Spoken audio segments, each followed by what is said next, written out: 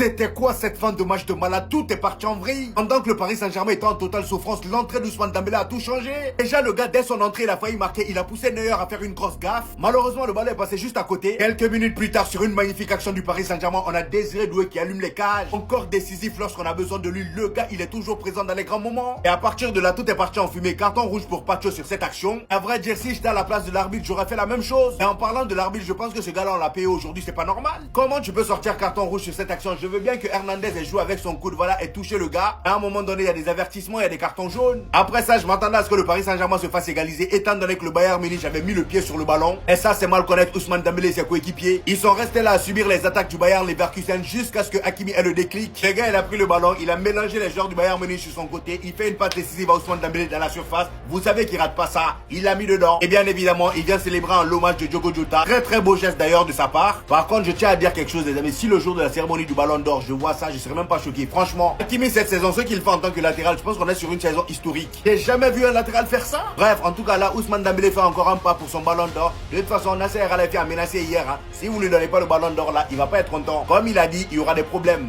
Cette fois-ci, on pourra dire que Neuer ne va pas la chercher. Cette frappe de Dembélé qui m'a littéralement fait penser à celle de Mbappé manquée en 2020, 5 ans plus tôt, face au même gardien. Mais lui, elle ira au fond pour conclure cet énorme match du Paris Saint-Germain face au Bayern. Et puis comme ça suffisait pas, il décide de faire la célébration de Diogo Jota. Non, grand respect. Ousmane, grand respect. Cet acte, tu lui rends un super hommage. Planète Football te donne son respect. PSG sera tombé sur une équipe du Bayern qui aura posé du fil à retordre. J'aurais même estimé que le match, en fait, c'est du 50-50, mais le PSG a eu les meilleures occasions.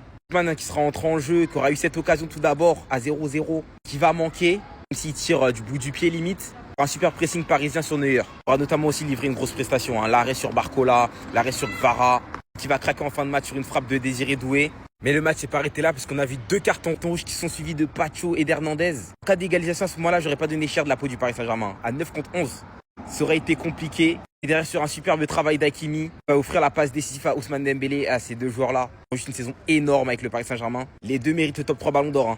PSG s'en va en demi, mais malheureusement sur ce match, on a vu la grosse blessure de Musiala. Grosse force à lui. Et c'est terrible parce qu'il revenait de blessure. Et moi, je lui ai déjà dit, Ousmane Ballon d'Or, les gars. Respectez, s'il vous plaît. Les gars, les émotions, c'est trop, les gars. Les émotions, c'est trop, les gars. Merci le PSG. Merci le PSG. Bayern de Munich, au revoir. Victoire de Paris, 2-0, les gars. Victoire de Paris, 2-0. Vous rêvez pas, les gars. Je vous avais dit quand, les gars? On allait les Djoufara, les gars. Quand je parle, j'assume mes paroles. Quand je parle, j'assume. Winnie Max, le Bayern va sortir le PSG. Ah bon? Ah bon? Ah bon? Hakimi, les gars. Hakimi, les gars. Hakimi, il est trop fort, les gars. Ce qu'il a fait aujourd'hui, les gars. Il est trop fort, les gars. Dembélé, il rentre. Dembélé, il rentre, il marque. Dembélé, il rentre. Il joue 20 minutes, il marque. Les gars, c'est trop, les gars. Ballon d'or, je veux rien savoir. Même Désiré Doué, les gars, c'est trop, les gars. La frappe qui nous met le but, magnifique, les gars, magnifique. Donnarumma, les gars, heureusement qu'il était là, les gars. Heureusement que Donnarumma était là. Heureusement, les gars, c'était un duel de gardien. Et c'est Donnarumma qui fait le clean sheet. C'est Donnarumma qui fait le clean sheet, les gars. Le seul point négatif, les gars, c'est Pacho, carton rouge. Il va manquer la demi-finale. Soit contre Dortmund, soit contre le Real. Et on espère qu'on va affronter le Real de Kylian Mbappé, les gars. En tout cas, on l'a fait, les gars. Ici, c'est Paris, les gars. Champion d'Europe ou pas, nous on s'en bat les couilles. Je vous jure qu'on a mieux joué qu'eux. Franchement, on y allait avec l'envie. On les a baladés. On n'a jamais vu le PSG cette saison dans une situation si délicate. Donc franchement, je suis quand même fier de mon équipe. Il y a eu des faits de jeu qui ont changé le match. La sortie sur blessure de Sneijder. La sortie sur blessure de Musiala. Musiala, qui était revenu titulaire après 2 mois sans être titulaire, qui sortait d'une longue blessure, qui vient aujourd'hui contact avec Donnarumma, sa cheville elle tourne. L'image, elle est horrible. Je vous jure, on souhaite ça à personne. C'est des images dans le football qui font pas plaisir et c'est quand même un vrai tournant du match. Parce qu'à sa place, on a ce gros porc qui aime bien consommer des Uber Eats de Niabri qui rentre. Et encore une fois, quelle rentrée de terroriste, frérot. Quand je vous dis que Ben Laden n'a rien à lui envier, c'est une folie. Comme je vous l'ai dit sur le match, moi franchement l'équipe j'ai quand même été content. Moi j'ai parlé avant le match en disant qu'on allait faire une vraie prestation, qu'on allait vraiment montrer les crocs face au Paris Saint-Germain. Et c'est ce qu'on a fait. Plus de possession de balle, plus de tirs cadrés, plus d'arrêts du côté du PSG. Franchement, moi j'ai rien à dire du côté de l'équipe. Je tiens quand même vraiment gros pick-up à Coman. qui a lavé le cul à Hakimi. Hein. Franchement, aujourd'hui, la performance de Coman, c'est incroyable. Et quand je vous dis que ce mec-là, s'il n'est pas freiné par les blessures, c'est top 3 meilleurs joueurs à son poste, je ne rigole pas. Ce mec est incroyable. Chacun aussi a parlé de la performance de Upamecano qui a été exceptionnel aujourd'hui. Encore une fois, en fait, ce mec-là, mauvais match, il ne connaît pas. Encore une fois, il était très très bon aujourd'hui, très solide, très serein. Quand je vous dis que s'il ne s'était pas blessé, c'était le meilleur joueur à son poste, je ne rigole pas. Pacho aussi en face, ça fait un très bon match, mais ça, c'est avant qu'il se prenne pour un acteur de Karate Kid. Mais bon, voilà, on a eu une fin de match assez disputée, hein, avec notamment ce penalty à Peno, pas Peno. Pour moi, il y a Peno, mais bon, pour moi, ça n'aurait pas changé grand-chose à la rencontre. Hein. Encore une fois, quand même, je tiens quand même à féliciter le PSG, voilà, qui nous ont montré encore une fois pourquoi c'est les champions d'Europe, hein, la mentalité. Même à 9, avec 2 expulsés, ils ont réussi à nous coller un but, alors que sur le match, ils étaient en grande difficulté. Mais la mentalité, voilà, ils ont été meilleurs que nous, plus cliniques que nous. Hein. Encore une fois, ce problème-là, on l'a persistant depuis le début de la saison. On surdomine nos adversaires, mais on n'arrive pas à finir devant les buts. Et ça nous paye, enfin, ça paye cash, du coup, au final, quand tu joues contre une équipe comme le PSG. Donc voilà, j'espère qu'on va corriger ce détail-là d'ici la saison prochaine, ne vous inquiétez pas. On reviendra plus fort. J'ai vraiment confiance en cette équipe. Toutes mes forces à Jamal Musiala, les amis. Est-ce que vous avez vu sa blessure? Là, j'évite de trop montrer pour les âmes sensibles, mais sa blessure est trop grave. Dites-vous que même Donnarumma était dans le mal lorsqu'il a vu ça. Et le pire, c'est que Musiala sort alors que le Bayern Munich est en train de totalement dominer le PSG. Enfin, le Paris Saint-Germain a du vrai reprendant en face. Que ça soit dans le pressing, dans la maîtrise du jeu, le Bayern Munich est devant. Et en plus de ça, je trouve qu'aujourd'hui, le Paris Saint-Germain ne fait même pas tant de pressing que ça. Défensivement, malgré que c'est la meilleure défense de la compétition, ils ont beaucoup de mal. Parce qu'ils font face à une attaque du Bayern Munich qui, elle aussi, est la meilleure attaque de la compétition. Sur les deux côtés, ça bombarde comme jamais. Coman d'un côté et Olise de l'autre côté. Et au milieu, t'as un Harry Kane qui est très fort de haut but. Pour le moment, dans cette équipe du Paris Saint-Germain, celui qui me déçoit un peu, c'est Désiré Doué. J'ai pas été très satisfait des choix qu'il a fait en première mi-temps. Là, je pense qu'à deuxième mi-temps, il va probablement sortir pour faire entrer Ousmane Dembélé. Par contre, Bradley Barcola, est-ce qu'on peut en parler, s'il vous plaît? Pour moi, dans cette première mi-temps-là, c'est l'homme du match du côté du Paris Saint-Germain, lui et Kvaratskhelia. Il y a qu'à voir les contrôles qu'il fait, les dribbles qu'il fait. Sur cette action-là, par exemple, il reçoit le ballon, regardez le contrôle pendant qu'il est entouré de 2 joueurs du Bayern. Le gars, il te fait un contrôle, il passe directement sur son pied gauche. Coman est automatiquement battu. Et là, il se retrouve encore une fois entre 2 joueurs du Bayern. Il fait semblant d'aller à droite. Et ben non, il se retrouve à gauche. Déjà qu'au match précédent, il était bouillant. Alors dans ce match-là aussi, c'est excellent. La blessure de Musiala. Regardez l'état de la cheville. Les gars, c'est l'une des blessures les plus difficiles à s'en remettre. Regardez l'état de la cheville. Jamal Musiala qui revenait de blessure et qui venait de prendre le numéro 10. Les gars, vraiment le côté sombre du football, j'en peux plus. Je vous assure que j'en peux plus. Regardez l'état de ses coéquipiers, Kimmich, Olise. Les gars, c'est fort, c'est tellement fort, c'est incroyable ce côté sombre du football. La cheville a tourné, mais... Et arrêtez de dire Donnarumma le coupable, Donnarumma le coupable. Les gars, personne ne peut faire ce genre de choses. Ah, c'est pas voulu, les gars, je vous assure que c'est pas voulu. On ne peut pas faire ce genre de choses exprès. Donc arrêtez de tirer sur Donnarumma. Il peut pas être coupable. Mais les gars, force à lui, les gars. Force à Jamal Musiala. Je vous assure, force à lui, c'est pas facile. J'en ai marre de ce côté sombre du football. Laisse-nous tranquilles. La blessure de Musiala, c'est vraiment des images horribles. On a vu sa cheville qui a tourné et tout. Moi, je préfère même pas vous mettre l'image parce que franchement, je supporte pas ça. Ça fait trop mal au cœur. Il sortait de 2 mois où il était pas titulaire parce qu'il revenait justement d'une blessure. Il revient, c'est malheureux. Hein. J'en ai vu se réjouir de la blessure. Niquez vos mères. Voilà, niquez vos mères, ceux qui se réjouissent d'une blessure d'un joueur, vous êtes des malades, c'est des humains, frère. Je vois un mec qui souffre, etc. Tu réjouis de la blessure à la mi-temps, hein. J'ai vu qu'il y en a qui étaient contents. Après, tu m'étonnes, hein, c'est un sacré tournant du match quand tu remplaces Musiala par ce gros lard de Gnabry qui a plus de bits que de niveau, c'est effrayant, mais les images sont dures. Hein. J'en ai vu aussi beaucoup aller insulter Donnarumma. Non, les deux sont sur un petit excès d'engagement, etc. C'est malheureux, franchement, c'est pas la faute de Donnarumma. T'as très bien vu qu'il s'en voulait, hein. Quand tu vois des images comme ça où Donnarumma il met sa main sur ses yeux, il a mis plusieurs fois son maillot sur ses yeux, etc. Musiala il sort en pleurs, etc. Tu vois tous les joueurs autour, le staff, tu vois que c'est horrible. Même les joueurs du Paris Saint-Germain ils sont à côté, etc. C'est des choses qui font plaisir, qui font vraiment pas plaisir à voir, qui font plaisir à voir pour personne. J'espère juste que c'est pas trop grave pour lui parce que franchement c'est un mec qui a un talent énorme, qui revenait d'une blessure comme je l'ai dit, qui a besoin de rythme, etc.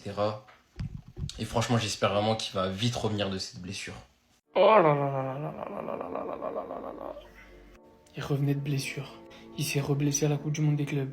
Il est revenu de blessure. Ah, l'image. Dernière action de la première mi-temps. Donnarumma qui sort pour essayer d'attraper le ballon. Et Jamal Musiala qui finit dans cet état. Déjà, vraiment, je lui souhaite je bégaye. Le rétablissement le plus rapide possible. Parce que c'est un joueur phénoménal qui fait rêver. Donc ma première pensée, c'est pour lui. Mais ma deuxième pensée, c'est pour Donnarumma. Parce qu'on se rend pas compte, on réalise pas. Bien évidemment qu'il avait aucune intention de blesser. Il venait juste pour essayer d'attraper le ballon. On n'est pas du tout dans des défenseurs qui viennent casser par derrière ou dans des actions ultra dangereuses à la base des bases. Et j'ose même pas imaginer la culpabilité, la peine, la tristesse, tous les sentiments qu'un joueur peut ressentir lorsqu'il en blesse un autre. Au début, je pensais que c'était rien et puis au final, voilà la réaction de tous les coéquipiers de Jamal Musiala. J'espère qu'on pourra le revoir cette saison, malheureusement, avec une blessure pareille. Je sais pas encore ce qu'il en est. Mais je pense qu'on risque pas de le revoir avant 2026, avant la saison prochaine. Vraiment, grosse force à lui. Et j'espère que les gens seront pas idiots et tomberont pas sur Donnarumma parce que si vous voyez l'action, c'est totalement involontaire de sa part. Victoire 2-0 du PSG contre le Bayern. J'ai fait le débrief des tocards sur mon compte. Maintenant, je suis obligé de faire le débrief de joueurs qui ont été trop forts, tout simplement. Et les gars, je suis obligé de commencer par Hakimi. Quel match, quelle saison encore une fois. Là, on a la 90e plus. Il passe entre 5 joueurs, il fait la passe décisive pour Ousmane Dembélé. Vraiment, les gars, incroyable. Le mec n'a même pas de doublure, il est à son 70e match. Il est toujours trop fort, il a toujours plein d'énergie. Vraiment, respect à Hakimi. Ensuite, les gars, obligé de parler de Dembélé. Tout simplement pour ça, pour bel hommage. En plus de mettre un but décisif, les gars, franchement, bel hommage, j'ai rien d'autre à dire. Et j'ai pas parlé de Diogo Jota sur mon compte, donc j'en profite, les gars. RIP Diogo Jota, force à ses amis, sa famille, ses enfants, sa femme, les supporters de Liverpool, ses coéquipiers. Franchement, les gars, ça doit être dur. Ensuite, les gars, il y a plein de joueurs qui ont été bons. Neves, il a été bon. Donnarumma, il a fait un bon match. Mais les gars, je suis obligé de parler de Désiré Doué. Les gars, quel crack. Et encore une fois, il met un but décisif. Franchement, les gars, dans ce match, je l'ai trouvé bon. Moi, je trouve souvent qu'il abuse un peu sur ses dribbles. Il force souvent. Mais les gars, aujourd'hui, il a été juste. Là, j'ai des actions dans ma tête. Il est dans la surface. Passement de jambes. Crochet, bam, centre. Et franchement, magnifique. Et son but aussi, les gars, son but, il est super beau. J'ai mal pour lui. Regardez, la cheville de Musiala qui se déboîte. C'est des images qu'on n'aime pas voir. Donnarumma qui sort sur Musiala pour choper le ballon. Et finalement, les gars, Musiala se fait déboîter la cheville. Bien évidemment, c'est une faute intentionnelle. Donnarumma n'a pas fait exprès. Pour moi, il n'y a pas pénalty du tout. Mais par contre, la blessure, comment elle est grave. Sachant que Musiala, si je dis pas de bêtises, il revient justement de blessure. Mais là, je vous dis la vérité, les gars. Vu comment ça a tourné, c'est fin de saison. Voir des talents comme ce joueur, souvent blessé, ça fout le démon. Je vous dis la vérité, les gars. Là, pour le coup, il n'y peut rien. Sorti de Donnarumma, sa cheville, elle s'est déboîtée. J'ai vraiment eu mal pour lui, premier degré, les gars. Là, franchement, c'est des images très sensibles à regarder. Bref, je lui souhaite un très bon rétablissement. Reviens-nous vite sur les terrains. Des joueurs comme toi ne doivent pas être blessés. T'es trop talentueux pour être blessé. Ah, franchement, ça fout le démon. Musiala, il est trop fort, les gars.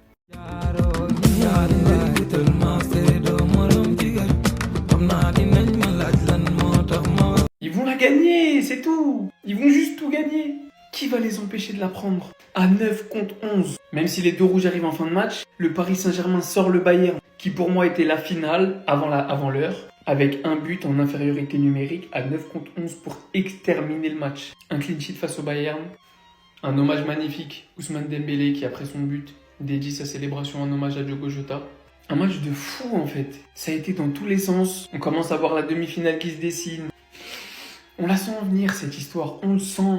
Les retrouvailles Paris Saint-Germain, Kylian Mbappé. On le sent venir, gros comme une maison. Malheureusement, contre Dortmund ou contre le Real, il va falloir faire sans Pacho qui a pris un carton rouge et sans Lucas Hernandez. Mais personnellement, au vu de ce que je vois du Paris Saint-Germain depuis la Coupe du Monde des clubs, depuis toute cette saison, j'ai réellement énormément de mal à imaginer une seule équipe capable de les battre. Quand on voit l'intensité du pressing pendant 90 minutes, quand on voit à quel point ils réussissent à faire des clean sheets et à faire déjouer certaines des meilleures attaques d'Europe, certains des meilleurs collectifs d'Europe, je me dis juste que Luis Enrique, il est venu, il a vu, il a vaincu.